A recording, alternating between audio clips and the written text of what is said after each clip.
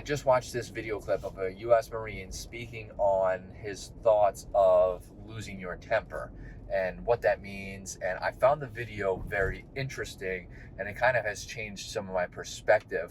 And that's what we're going to talk about today. What's up, dreamers? Welcome to Jive Environment. Today, I want to talk about losing your temper and the video that I saw. And I'm going to go ahead and say that he started out in the video and saying that losing your temper is a sign of weakness. And I don't know if I agree that it's a weakness per se, because I feel like losing your temper is something that is, fairly normal. A lot of people, it happens to a lot of people. I mean, sometimes it's hard to control. But that's another thing he said, is that it's a sign that you are at a lack of self-control. So I started thinking about this, and I'm all about self-control and self-awareness, and trying to work on my own weaknesses, strengthen them, right? And then just improve my strengths further.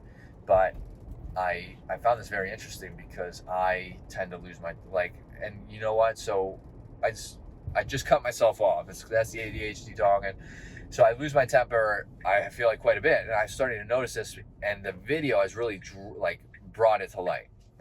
And I'm not talking lose my temper like it's uncontrollable. I mean getting angry over stuff that I really I don't need to be getting angry about. And it's not anger, it's just frustration.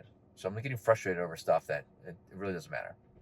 An example would be recently my daughter asked to change clothes, and it was right before bedtime. And I was I got a little frustrated because she was pushing. I'm like, dude, we're about to get pajamas on. But then I remember the video, and after telling her 3 times that we're gonna get our pajamas on, and she's getting mad, she's starting to yell because she doesn't understand. She just wants to do it. And then I realized what does it matter? It doesn't really matter if she changes her clothes right before bedtime. When it's bedtime, we'll get changed into pajamas, and that eliminated the frustration. She became happy. I became no more frustration, and it's what was I even getting frustrated about? But sometimes that's hard to see, right? That it's just hard to see sometimes.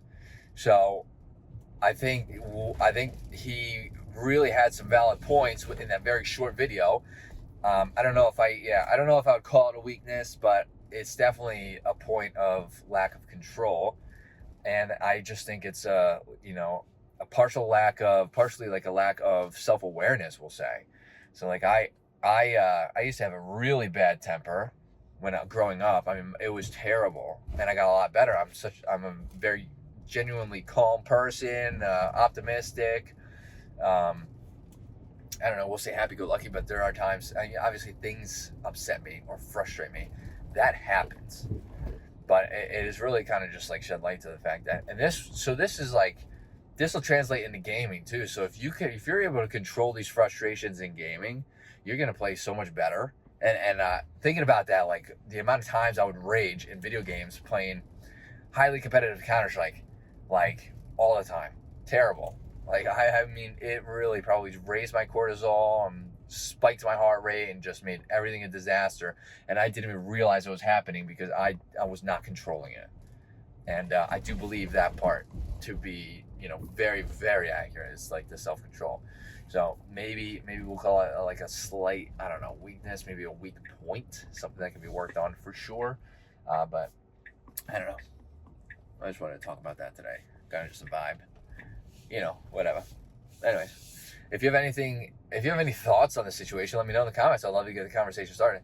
Hit that like button, helps out the channel. Hit that subscribe button for more content like this, and hope to see everybody in the next video. Later, dreamers.